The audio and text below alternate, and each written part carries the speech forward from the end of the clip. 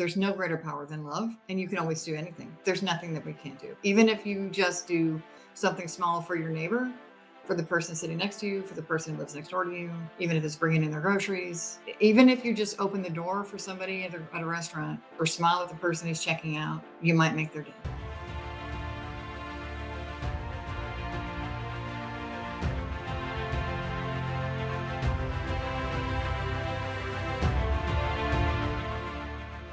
What is up, Impact Heroes? Welcome back to the show. I'm your host, Rick Ornelas. Thank you for spending some time with us today because we know time's a valuable resource and we're going to make it worth your while. I appreciate each and every one of you, not just for listening, but for who you are. I know you're sparking change to make the world a better place every day, and I am humbled and grateful for your efforts. It takes all of us doing our part to spread positive change, and that's what this show is all about.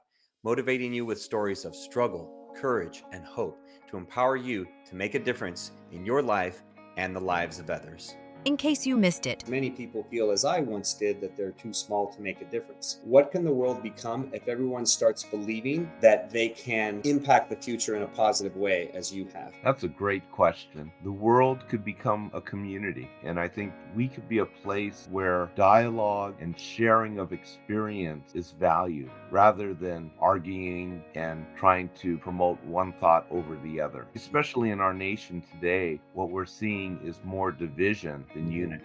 I cling to the belief that most Americans still are in middle ground where we believe in equality, in individual rights, but also societal responsibility. We can live with one another even though we don't agree on everything. available everywhere you listen to your podcasts. Welcome back, Impact Heroes. Today we have the pleasure of speaking to our latest iSpark Change social impact hero, and she is a special one indeed. Our guest today is a philanthropy leader, community connector, and convener, nonprofit capacity builder focused on improving lives in her community. She has a servant's heart and has dedicated her time seeking economic security for working families, building and launching programs, and doing training for nonprofits, all things that are focused on improving the lives of others. She has extensive experience and interest in education, developing effective training programs to support adult learners, among other areas. During the COVID-19 pandemic, she mobilized over $375 million for nonprofits and co-led the North Texas Cares Funding Collaborative. She also provided crucial support to communities affected by mass shootings, always looking to help. She serves on a number of boards, including United Way of Metropolitan Dallas's Community Impact, the Family Place, Tarrant County To and Through, and the Dallas Education Foundation. To top it all off, she's a devoted wife and proud and loving mother of 3 sons. And that's a tough job indeed. So please welcome the authentic, compassionate, and supportive Wende Burton. Wende, welcome to the iSpark Change podcast. Thank you. It's nice to be here. Yeah, so as we were chatting off air, as we're both here in Texas, so not too far off. I guess you could call us neighbors, even though it's so big. But we have you on the show, Wende, because you are someone that we call an social impact hero, someone that spreads positive change, someone whose actions have a ripple effect on humanity, and someone by our definition is a social impact hero. So the first question I ask of everyone on the show, and I'll ask you, is do you see yourself as a hero? No, I don't. I appreciate that. I don't. I I see myself as being about it's to me it's always been about the work and about making a difference and about what I can do for other people. I'm not going to lie and say that I don't have a big ego. And I mean, I'm a, my astrological sign's a Leo, so love the spotlight. I was a theater major, so I can tend to take up a lot of space in a room very easily. So it's not hard for me to do that. But I want to try really, I always try to work really hard to not let my ego lead the way and to remember that it is not about me, that it is about the people that I'm here to serve and make a difference in the world, and that it's about the work, and that we do things through others and for others, and that it's about the work that makes a difference. And it's not about, and I love collaborating and about forming collaborations, and that when we can, and I remember at one point talking to a boss of mine when we were forming a couple of collaborations and saying to him, it doesn't matter that our logo is not the biggest one on the screen. because if we can share the spotlight with others, we, there, if you try to hold all the glory, you limit how much glory there is. Hmm. And that if you can, if you don't limit it, then it becomes unlimited, right? Yeah. So I don't ever try to see myself as a hero, because I think if you do that, then you limit how much heroism there is for other people. You can share it. You can share the spotlight with others. Yeah. And just that, thank you for answering, Winnie, and just that the beliefs that you have around it and that approach will would really demonstrate by our definition that you are that you are a hero, Thank that you. that you don't want the spotlight, that you want to share with others, that you want to give them the glory and help them to improve, because we see hero as a social impact hero as an acronym, that there's someone that honors their purpose, that engages their audience in their mission, that ripples their message to spread positive change, and that opens their heart to the world. And so I'm sure that by the time we're done with our conversation here, that you will have shared examples, or we will have discussed the ways that you do all of those. So we'll definitely, it's always my goal, not really intentionally, but to convince, if you will, or have my guest understand how they are heroic in who they are, even if they don't see themselves as the hero, that at least the work that they're doing is heroic in nature. So we'll go with that for now, and then you can let me know afterward. You can let me know afterward if you see yourself as a hero by the end.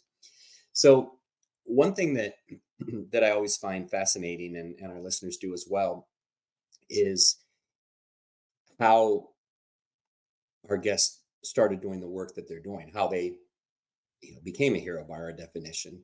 And so you shared that that you've always had, or have a big ego and everything, take up a lot of space in the room. So that type of individual, just at from a 30,000-foot view, you wouldn't necessarily think, oh, they're the person that wants to help others, they're the person that wants to they want the spotlight on themselves, they don't want to help others. So how did you get on the path that you're on of helping others and really being about philanthropy and nonprofits and everything? How did you get on that path? Well, it's kind of a long story, so I'll give you the short version of it. So my chosen career when I was in college was education. So I was going to be a teacher, and I was going to be a theater teacher, a theater and English teacher. And I ended up kind of in a long way.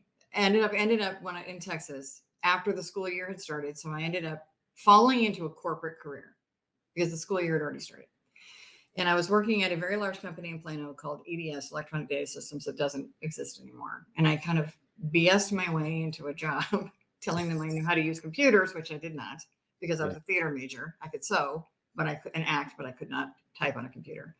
And you could And obviously sell, because you sold your way, you get your into a no, job. yeah, I could act like I could work a computer, but I couldn't actually use a computer. And they gave me this kind of weird job doing adult learning because I had an education background. And so I worked for this group called the Leadership Design Lab and studied adult learning technique, which was fascinating. And I did that and wrote curriculum and ended up at EDS for a while. And so kind of fell my way, kind of like literally fell upward into a corporate career doing adult learning and curriculum development and instructional design. And then they taught me organizational development, which I found fascinating, and did consulting and ended up spending about 20 years in a corporate career, but never felt at home. And it was one of those, if you know about imposter syndrome, Mhm. I literally spent 20 years in a career, never feeling like I was in the right place. And I remember like other than I loved consulting because I loved it and I loved organizational development because there's something about consulting and because consulting to me, you're helping people. You're working with organizations and you're helping them be better. And, you're working with organizations and people that kind of appealed to me. But I never felt like I was in the right spot. And I remember sitting around my last corporate job and they were, and I was in a meeting with CEOs and the chief administrative officer, and they were going on and on and on about stuff. And I remember thinking, this is just self-created drama. Mhm. And I thought, oh, they're going to know that I actually think that this is complete garbage. And they're going to read the thoughts in my head. And I'm not supposed to be here. I'm literally not supposed to be here. And I had this kind of deja vu flash that I'm not supposed to be here. And I thought, oh, and this was right around the time of this is like 2007, when the first economic downturn was. And I got laid off like a lot of people did at that time because of and I got laid off, and I literally skipped to my car. I was so happy to be out of there. It was like I was set free. And I remember going on job interviews with my severance, and I said to my husband, I got to find something to do. And I would go on job interviews, and I would interview for other corporate jobs. And I would think, and I did really well. And I was like the finalist for a couple of them. And I would sit in my car, and I thought, well, that went really, really well. I think I might actually get this job. And I would break into tears. And I thought, well, this is not a normal reaction. Wow. Something is telling me I'm not supposed to be doing this. And I found a recruiter who had said to me, I'm looking at your resume and I don't know who you are. What is it you want to do? And I remember saying to him, I just want to leave the world better than I find it. And he said, you're not supposed to do this. We need to find you something else. And on New Year's Eve, and I remember saying to my husband, I may go back into teaching. I'm going to get my teaching license. I'm going to go do something else. Like, I can't do this corporate thing anymore. Like this is not feeding my soul. I got to find something else. And on New Year's Eve, a friend of mine sent me a job listing, and it was for a project manager. And it was the job I ended up getting at CFT, at Community Foundation of Texas. And I consulted with them for 10 months. That led to the job I got. And I ended up being there for 14 years. And it led to my job in philanthropy. And I remember being at CFT and being in a meeting, and I was sitting there helping them with their very first ever leadership retreat that they'd never done a board retreat. And I was sitting there, and I had a deja vu moment and flashed back to that time that I was sitting in that boardroom, and I thought, I'm supposed to be here. It was as if it was like this divine moment that was like, okay, you remember that? This is where you're supposed to be. Now you're on the right path. And I've never looked back. I remember sitting at moments and doing my philanthropy job thinking, driving to work thinking, I cannot believe they pay me to do this stuff. I cannot believe I'm getting paid every day to go do this work, because this is the stuff that I have fantasized and dreamed that I would always get to do. And everything I ever learned in my corporate career, from the moment I had done curriculum development, I used in my philanthropy job. It is as if everything I ever did was preparing me for the 14 years that I was at CFT. I have wrote curriculum, I've done organizational development, I've done process improvement, as if everything I ever did was to prepare me for what I was supposed to be doing. Like, I had to learn all of those things because it all came together in what I've been doing in the last 15 years of my life. I personally believe, thank you for sharing the story. I personally believe that's how God connects everything together, that it's all how it's meant to happen, right? And we obviously can't see that from our limited perspective, or when we're in the midst of something, we don't know what it's setting us up for. I mean, it was very similar for myself in different things that I've encountered in different roles that I've had, or in my coaching and executive advising that I do now, and in what I've learned, and different challenges or stops that I've had along the way, how they play a part in where I am now.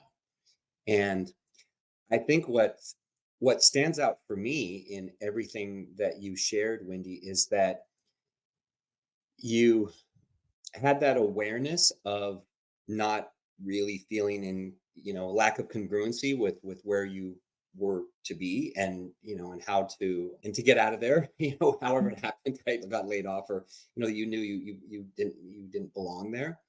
And so I'm curious, in that time, so either the 14 years or the time you spent, before you got laid off in '07, what were the differences in terms of, for you, outside of work? So how did that manifest itself in terms of either, your health, your well-being, your mental health, your relationships? Like, what was the difference from when you're living in your zone where you should be compared to where you weren't? How were there differences? Ask me that. I'm not really understanding the question. Ask me that a different way. So in the time, if you compare the time to where you said, I can't believe they pay me to do this, and I get to, go and work in this capacity, to the time where you felt like you didn't fit. If you could compare those two, were there any differences in terms of your health, your mental health, your relationships, or anything like that that you didn't really realize until later, that there was some differences there? They manifested themselves. I would say that I grew more personally in the 14 years. I mean, I think part of it was my kids were younger when I was before. So Mhm. by the time by the time I started CFT, my kids were all born, and my youngest was 5. So I've got my kids were 10, are 5 and 5, 10, 5 and are 5 are all 5 years apart. So when I started, it's Community Foundation of Texas, they were 5, 10, and 15. So, part of that, the struggles before that was, having small children and struggling financially and all the things that you go through when you're young and married and younger and Mhm. all that stuff. But I can tell you, it was the difference is that, so of course, being an older person and more mature, in myself and knowing myself more. But I can tell you that it was when time I started Community Foundation of Texas, that the difference is that I think, you know, from a mental health standpoint, the work for everything from the work environment, but the growth that I think I experienced from the leadership that I was with, the culture, everything was it was like everything came together. But Mhm. professionally, personally, everything just kind of came together. I mean, that entire time, even from the time I was laid off, it was such an amazing experience because I had been laid off before. I mean, it was not my first rodeo being laid off. I mean, you just can't work as long as I had been and not have been lost jobs before. I'd worked for a small boutique consulting company that almost tanked and lost a job. And that time I panicked and took a job. And I learned from that when you take a job out of emotion, it's not a good thing. Yeah. And that's how I ended up at that company, is that I took that job and then like 3 months later was looking for another job, and then but stayed there for 5 years and then ended up leaving at 2007 when I got laid off of the economic downturn. And that company that I was with from 2000, whenever I took that one, I got laid off in 2007, was so toxic. It was like drinking a drop of poison every day. Wow. It literally was like your soul died. It wasn't enough to kill you, but when you drink a drop of poison every day, it like eats your soul. Hmm. And so one of the reasons I was so happy when they laid me off was like, thank God I'm out of here. Yeah. And so, and part of it was, I just thought I can't go back into another environment again. I can't do this one more time. Yeah. I can't go back into another corporate environment again where it's going to like suck my soul again. And so going into Communities Foundation with the environment and the leadership and then the whole atmosphere and the environment. And it wasn't easy. I mean, it was small. It was a very small organization, and it grew very fast over the 14 years we were there, and there were tons of changes. But to be a part of that, to be a part of building it, and the leadership, but the professional development growth and the emotional growth that I went through in that 14 years, I don't know if that I ever in my life expected to experience that. And I had an executive coach that I grew from, that I grew more personally, professionally, even spiritually in that time than I ever even imagined I would. So that when I was ready to walk away from that job, I approached it so differently this last time than I ever would have imagined. Yeah. That makes a lot of sense. And that's why I asked the question, because, from drinking a drop of poison every day to, what you just described of all the development you went through. I mean, it's complete night and day. Oh yeah. And yeah, and that's what I was hearing and what you were saying earlier, is that it was like, wait a second, there has to be a vast difference for, how it impacted you. So what would you say were, you said you grew professionally, spiritually even. What would be the what would be the biggest things that you took away, or ways that you grew that are having an effect on who you are now? I think some of it was learning. I am one of those people who never, it was not okay. I never was okay to be vulnerable. I learned how to be vulnerable and to let others in, to be okay with being, to let my guard down, and to put myself first, um, to let others kind of behind the curtain, Hmm. to even be, not to say not to be my authentic self, but to really let my full, not be afraid of my power, my full power, to really lean into who I really, really am. Because I think there is something very strong about who I am and my full strong personality that I think for a long time I had been holding back, and not to be afraid of letting that out, and really leaning into letting my full self come forward. And that has been something that I've had to kind of lean in and embrace, and be willing to say, no, I'm okay with being me. And the other thing I also had to be okay with was setting boundaries, because I had not let, my boundaries had been a little, like sometimes have been a little loose. Hmm. But it So was how okay, is, and learned it was okay to set boundaries and say, like, nope, no is a full sentence and no means no. yeah, exactly. So how is the, with that growth and that, being your authentic self, what is that translating to now for you in what you're doing now? How's that translating to what you're doing? It's been, now I'm doing consulting, and what I'm finding is that it's really fun, and I'm doing work that I find that really does feed my soul. I say yes to a lot of things. I say no to things that I'm okay with saying no to, and it feels good to say no to things that I don't want to do. I'm working as much as I want to work. I'm doing projects that I really enjoy working on. I get to work on things that I find really fun and interesting and exciting. I don't mind working on things that I don't get paid for, but that I find meaningful and important. I get to work with organizations large and small. And I'm working as much as I want to work. So when I want to go stop and take a nap, I get to stop and take a nap. When I want to go have a martini lunch with a friend of mine, I can go have a martini at lunch, and that's okay. But it's still, I'm making enough money to pay my bills and take care of my family. And, in ways it's been good, because it's brought, in ways I'm spending more time with my family in ways that are more meaningful. Hmm. Having a job in philanthropy, especially at the level that I'd gotten to, is incredibly stressful. It is not a 9 to 5 job. It is an 8 to 8, 7 days, sometimes a week job. And that's a lot. And it's very stressful. And I knew that when I took it, and I had told my husband, like, I'm not going to be around a lot. So we just need to know that's the sacrifice that we're going to make the money that I was going to make, and that, to make that position. And he knew it, and we knew it, but it was also very stressful. And so this has been better, I think, in some ways for us for a while, to have that time together as a family. I've got a son who's still in college, and right now he needs some time and attention, and that's been a good thing. My mother-in-law, literally right after I went and left my job, ended up having some medical issues. And so it was a blessing to be able to actually spend time with her, and have that time Hmm. to have that time there. So sometimes, as you said, like, the universe does arrange things when we need it. And I thought, Hmm. okay, there's a reason why. Thank you for doing that now, and not 2 weeks ago, when I would not have had the time, or 6 months ago, when I would have had to arrange time off and vacations and schedules, and my crazy schedule and a stressful job to have Yeah. to take care of you. So, everything kind of works out the way it needs to. And, this has been I think in some ways really healthy. I'm really glad to have this time, because I'm doing work that I enjoy, with people that I enjoy, with people I choose to be with.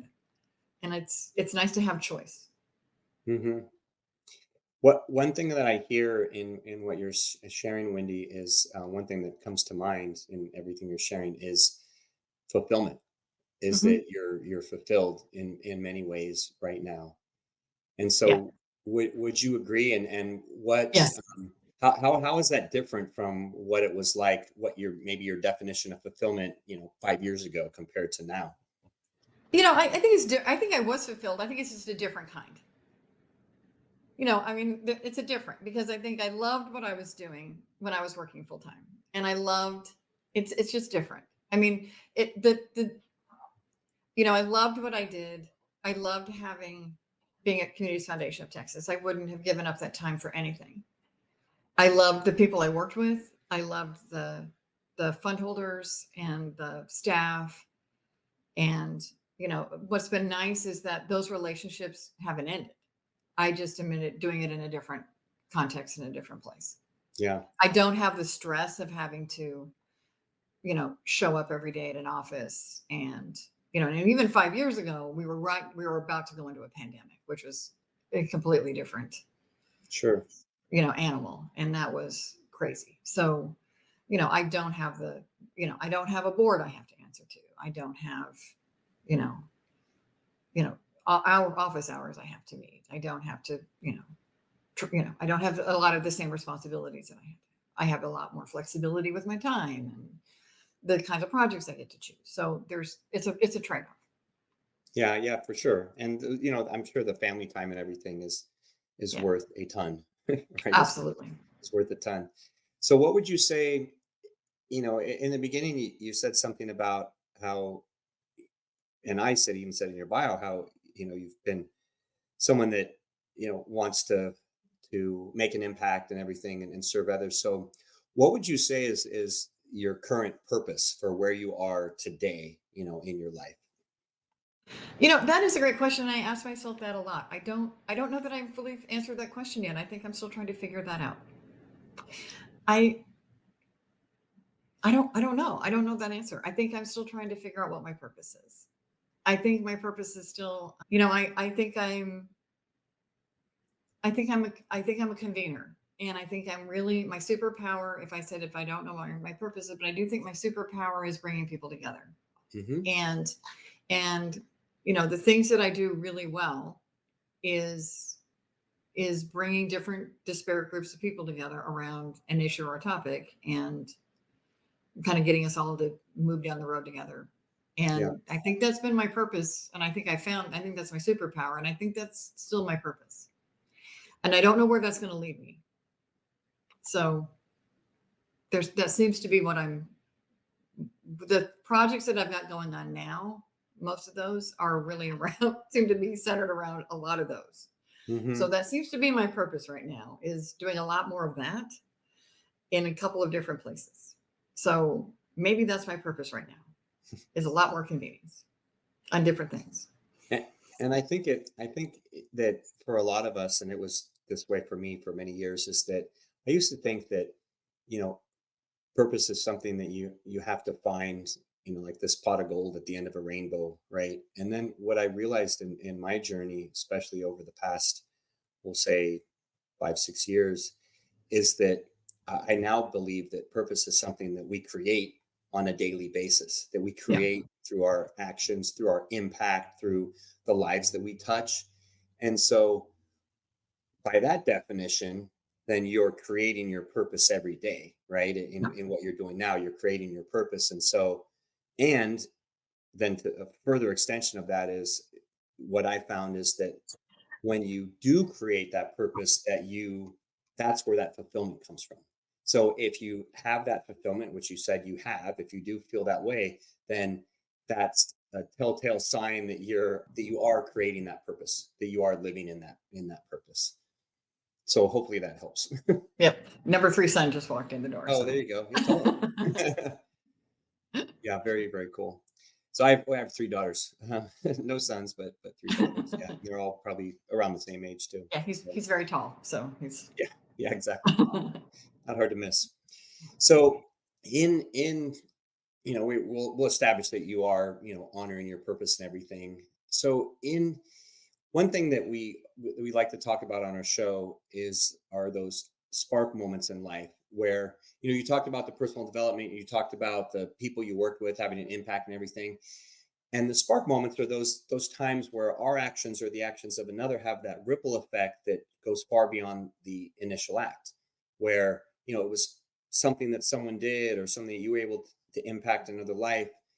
And maybe you didn't see it right away, but then either years later, or, maybe you haven't even seen it yet, but you know that it's going to have an impact. So share with our audience an example of a spark moment where someone impacted you that, had a significant impact on your journey, or where you impacted, someone else.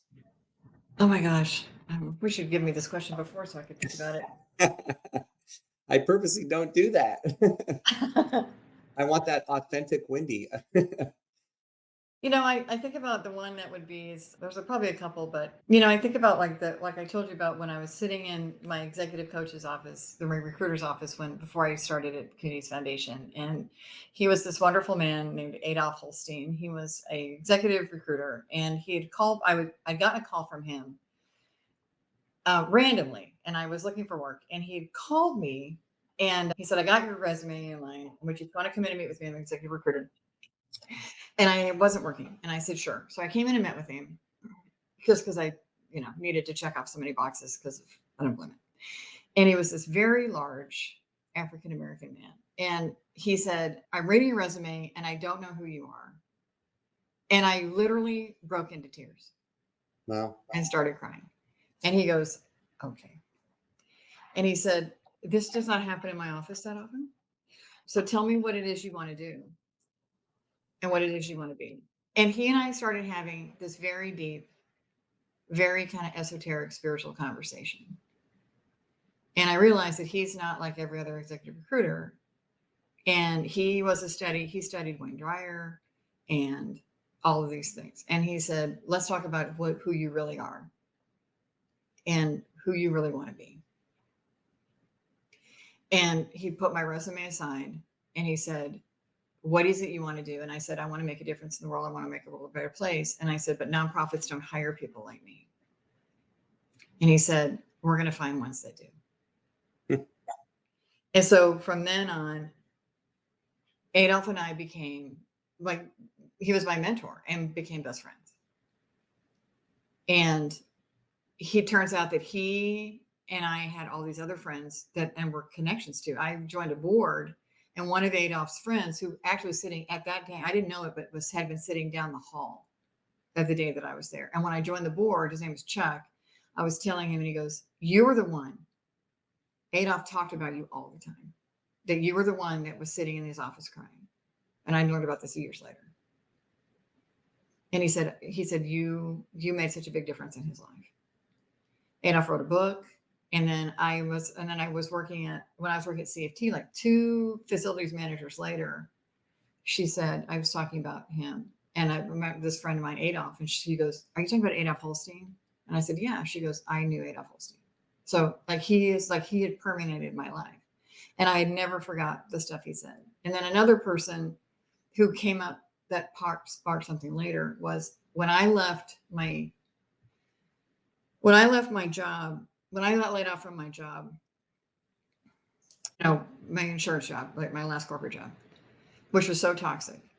One of the managers there was named Tony Garcia, and it was so awful. I mean, the culture was terrible, and the things the people was just toxic. It was toxic. And he and I met for Starbucks.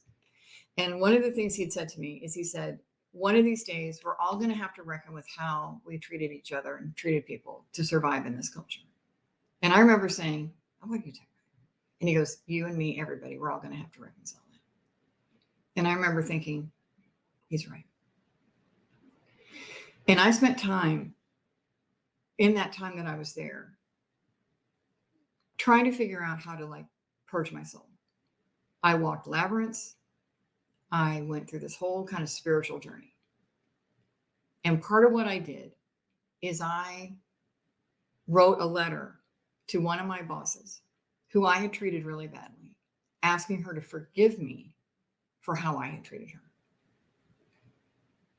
And I remember a friend of mine, I told her, I said, I'm writing Kay this letter to apologize. And a friend of mine said, why are you writing her? She was not nice to you. And I said, it's not about her. It's about me. Because I have to apologize for my behavior. I don't care if she forgives me. And it has stuck with me forever of what he said to me. And I thought, my value that I value highly and how I act is my integrity. Mm-hmm. And never again will I ever let any other organization, any other company ever steal that from me. Ever. And it has stuck with me forever. Yeah, those are two powerful examples of spark moments because you can see that ripple effect. I mean, that just definitely amplifies how that ripple effect just continues far and wide and continues to have an impact. You know, Yeah, and so I think for me that then how I carry myself and then how I want to present myself in the world and how I want to present to other people and how I want to show up for other people carries yeah, forward. yeah, that's fantastic. So, Wendy, before we wrap up with our final question, how can our audience connect with you or learn more about you? Well, I'm on LinkedIn. I really don't do social media because I'm old. So I don't do anything else. I mean, you can find me on Facebook, but don't ever text me on Facebook because I will never, ever, ever, ever respond. But I'm on LinkedIn and I love LinkedIn. And so I usually will select anybody who responds to me on LinkedIn. Okay, gotcha. Well, we'll share that link in the show notes. So, thank you for sharing that. So, one final question before we wrap up here. And our goal at iSpark Change is to positively impact 1 billion people through our community and within 5 years of launching our upcoming social impact social media platform. So, we know we can't do that alone. We know we need the help of impactful individuals and leaders like yourself to help show others the way because many people feel, as I once did, that they're too small to make a difference or they're not making an impact, right? So, we value your thoughts and opinions as a social impact hero. And so, the question is, what can the world become if everyone starts finding that passion and believing that they can impact our future? Oh, I love Margaret Mead's quote, never underestimate the power of, whatever we can all do, whatever the quote is, which I'm going to get completely wrong now. But I just think that the world would be better. Like there's no greater power than love. And you can always do anything. There's nothing that we can't do if we all just you can do something. Even if you just do something small for your neighbor, for the person sitting next to you, for the person who lives next door to you, even if it's bringing in their groceries, opening the door for somebody, even if you just open the door for somebody at a restaurant, just or smile at the person who's checking out, you might make their day. Yep. Those are some of the exact words I've used on this show. So thank you for sharing that to amplify that point, Wendy. And thank you for taking time to share your heart and your wisdom with our audience. You came in and you over delivered as I knew you would. Your desire to be impactful is evident and you're filled with passion and determination. You lead with a heart of service, which tells me you're going to continue to have success in all facets of life. And this is only the beginning of your time as a social impact hero. Thank you, Rick. I really enjoyed talking to you. All right, Impact Heroes, it's our stories that connect us all. And we loved hearing Wendy's today. Wende Burton, you're not only an inspiring and amazing human being, you truly are an iSpark Change social impact hero. We'll see you all next time. Do you want Rick to speak at your event?